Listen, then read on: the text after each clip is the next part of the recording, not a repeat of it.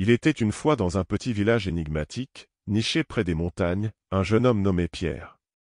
Pierre était connu pour son esprit inquiet et sa quête incessante de réponses dans les coins les plus obscurs de la pensée humaine. Il avait toujours soif de connaissances, mais son incapacité à contrôler son esprit le tourmentait. Il savait que pour percer les secrets de l'univers, il devait d'abord maîtriser son propre esprit. Un jour, tandis que Pierre méditait au bord d'un mystérieux lac, un ancien sage surgit de l'ombre de la forêt. Luc était connu pour sa sagesse millénaire et sa capacité à explorer les recoins de l'esprit humain. Intrigué par l'état d'inquiétude de Pierre, Luc s'approcha et lui demanda ce qui le tourmentait. Le jeune Pierre confia ses frustrations à l'ancien, expliquant comment son esprit indomptable entravait sa quête de connaissances profondes. L'ancien, aux yeux sages, sourit doucement et dit, « Jeune homme, maîtriser l'esprit est un défi redoutable, mais la clé de la compréhension réside dans le voyage. Permettez-moi de vous raconter une histoire qui peut éclairer la voie de la compréhension dans votre esprit. Il y a des éons, il existait un archer légendaire nommé André. André était bien plus qu'un simple archer, c'était un mage des flèches capable de prédire l'avenir grâce à sa dextérité. Un jour, un apprenti d'André nommé Jean chercha à apprendre l'art de l'archerie.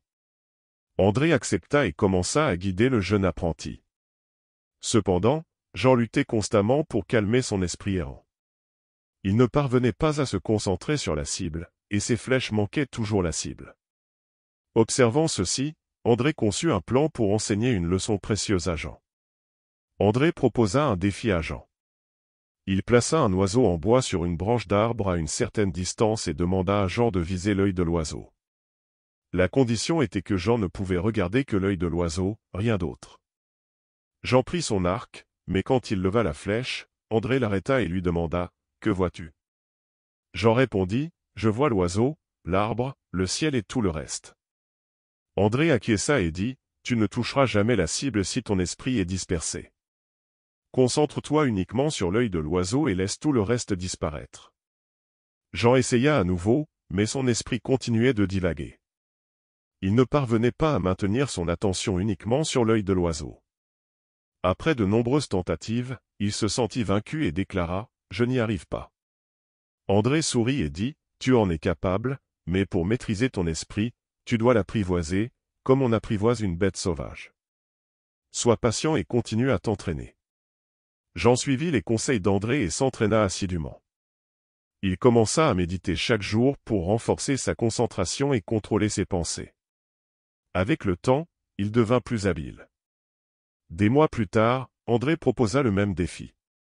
Cette fois, lorsque Jean prit son arc, il fixa intensément l'œil de l'oiseau, et tout le reste disparut de sa vision. Il décocha la flèche, pour l'étonnement de tous, et atteignit l'œil de l'oiseau avec une précision étonnante. Luc regarda Pierre et dit, « Tout comme Jean, tu peux aussi maîtriser ton esprit. Cela demande de la pratique, de la patience et de la dévouement.